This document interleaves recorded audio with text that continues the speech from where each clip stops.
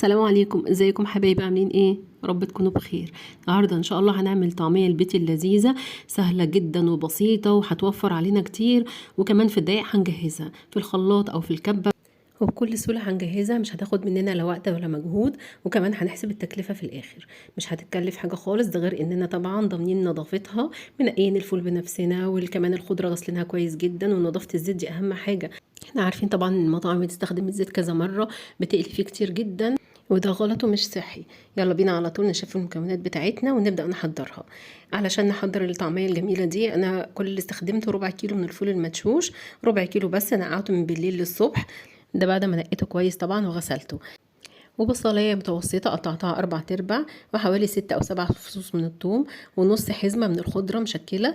استخدمت بس الكرات والكزبرة.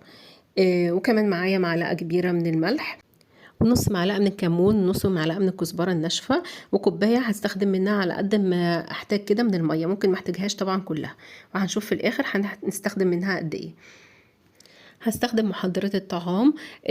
ممكن تستخدم طبعا الكاسه بتاعه الخلاط عادي، لكن الكبه ما شاء الله حجمها كبير ففضلت ان انا استخدمها. هحط فيها الفول، مش هحطه على مره واحده، اي نعم يعني هفرمه كله مره واحده لكن على مراحل. هحط جزء من البصله، وثلاث اربع فصوص من الثوم، ونص كميه الخضره اللي معايا، وهبتدي اشغل الكبه. لكن هضرب ضربات متقطعه، يعني هشغل شويه وهريح، اشغل واريح علشان برضو ما تتحرقش. اول ما الاقيها ابتدت تدخل في الطحن كده، هزود برضو كميه تانية، وطبعا معايا الاسباتيولا او المعلقه بنزل الجوانب، وهضيف الميه يعني معلقتين معلقتين كده علشان ما تعصلكش وتشتغل وتلف معايا كويس وتبتدي تطحن الطعميه. ولو عايزه الطعميه بتاعتك تطلع فاتحه وزي اللي بنشتريها كده من بره، ما نكترش الخضره، لان كتره الخضره هتطلع الطعميه غامقه خالص، هتغمق ساعه القليه، وكمان هتفك، يعني في الزيت هتبقى كده مش متماسكه، لان الخضره طبعا فيها نسبه ميه كتير، فهتخلي الطعميه في القليه تفك خالص، مش هتبقى متماسكه.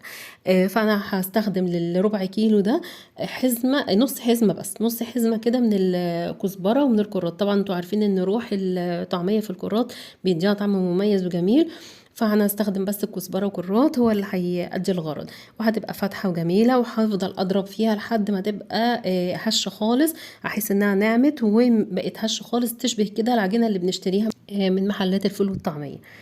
شايفين كل ما بضرب كل ما لونها بيفتح.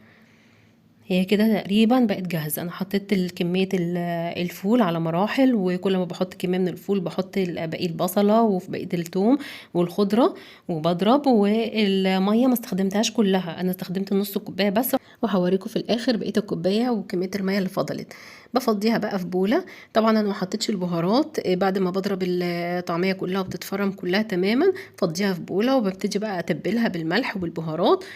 هحط معلقة الملح الكبيرة والكزبرة والكمون، وهقلبهم كويس جدا، هخلطهم. ممكن طبعا احط شطة لو بحب الحاجة حارة، هحط بقى كمية من الشطة، نص معلقة او معلقة على حسب الحاجة.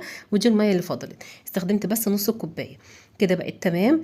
طبعا مش هقلل الكميه دي كلها، ما شاء الله كبيره، الكيلو تقريبا لو وزناه دلوقتي هنلاقيه نص كيلو بعد الاضافات. هعبي كيسة من الطعمية تنفع مرة تانية فطار أو عشاء، وهتطلع كيسة حلوة حجمها كبير، يعني ما شاء الله تعمل طبق كبير. هحطها في الفريزر، والباقي ده هروح بقى بيه على الطاسة وهبتدي أقليه.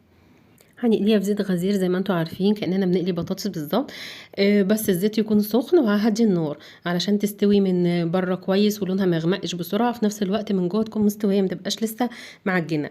هحط الكميه اللي انا عايزاها، ومعايا طبق من السمسم، هعمل نصها ساده ونصها بالسمسم. وخدي بالك الطعميه ما بنقلبهاش كتير، يعني بحطها في الزيت وبصبر عليها شويه لحد ما احس انها ابتدت تلون من تحت، بالشوكه كده بالراحه خالص، باجي من الجنب وبروح قلبها على الناحيه التانية، بصبر عليها دقيقتين كمان بتكون خلاص استوت، وبطلعها على طول. ومش لازم احطها على مناديل، انا بصفيها بالمصفى بتاعه البطاطس، وبطلعها كده على طبق عادي وبقدمها. فاتحه وريحتها خطيره، غير انها طبعا مستويه وطعمها لذيذ جدا جدا. مقاديرها مظبوطه، ولا فكت ولا اتفتفتت في الطاسه زي ما بنشوف. كتر الخضره، يعني في ناس كتير بتقول بنعمل الطعميه وبنلتزم بالمكونات، لكن بتفك وبتبوظ، بتفك من كتر الخضره. في ناس بتزود الخضره بتفتكر ان كده تبقى صحيه، لكن هي في الحقيقه بتبقى مش حلو، بتبوظ، بتغمق جدا وبتفك كمان، وبتطلع طعمها مش حلو. وده شكل الطعمية بعد ما خلصناها، طلعت كمية وفيرة، وكل ده من ربع كيلو بس من الفول المدشوش. شوفوا شكلها من جوه، فتحت لكم واحده اهي مستويه جدا وفاتحه من بره وفاتحه من جوه، وطعمها وريحتها رهيبه. ولو حسبنا التكلفه بتاعتها هنلاقيها اتكلفت 15 جنيه بس. ربع كيلو من الفول المدشوش ب 12 جنيه لان سعر الكيلو 48. وطبعا بصله وشويه توم واقل من حزمه خضره، كل ده ما تكلفش 3 جنيه. والزيت من عندنا من البيت، اي نعم الزيت غالي، لكن الحاجه النضيفه والمضمونه بتبقى افضل بكتير من الحاجه الجاهزه اللي احنا جايبينها ومش ضامنينها. وبس كده، ده كان الفيديو بتاعنا النهارده، بتمنى يكون عجبكم. ما تنسوش اللايك والشير وسبسكرايب للقناه، وبشكركم جدا. اشوفكم ان شاء الله في وصفات احلى. سلام عليكم.